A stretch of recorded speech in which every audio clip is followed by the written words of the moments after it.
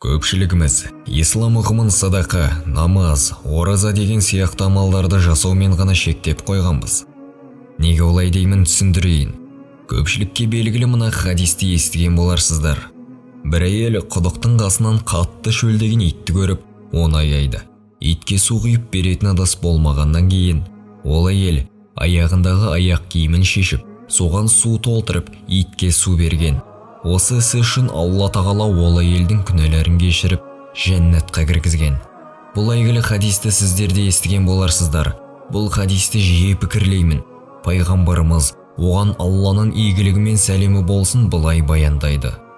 Бұл әйел шөлдеп келе жатып, Алланың қалауымен құдыққа кезігіп, шөлін қандырып су ішеді. Кейін ол әйел қатты шөлдеген итті көреді. Расулалла, оған Алланың игілігі мен сәлемі болсын, ол әйелдің сол сәтте не ойлағанын бізге хабарлайды. Ол әйел іштей ойланады. Менің шөлдегенімде Алла маған су берді, шөлімді қандырды. Сондықтан шөлдеп тұрған бұл итке мен де су беруім керек. Мысалы, сіз шөлдегеннен су сатып алып, оны іше бастайсыз. Сол кезде қасыңызға ит келеді. Кейбіреулеріміз астағфирулла, нәжіс, кетәрі деп итті теуіп қуып жіберер едік. Солай ма? Міне, бұл біздің асыл дінімізді толық түсінбеуіміздің көрінісі. Ислам ұғымын азғантай амалдармен шектеп қойғанымыздың көрінісі. Сөйтіп, итке су беру үшін жаңаға әйел аяқ киімін шешіп, ішіне су толтырып, итке береді.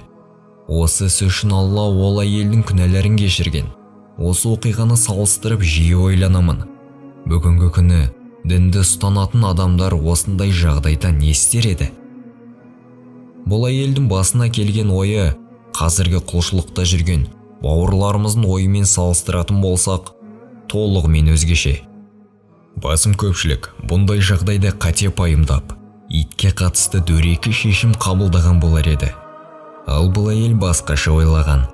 Алланың көрсеткен діні бізді әрбір іс-әрекетімізге, айналамызға жауапкершілікпен қарауды үйретеді.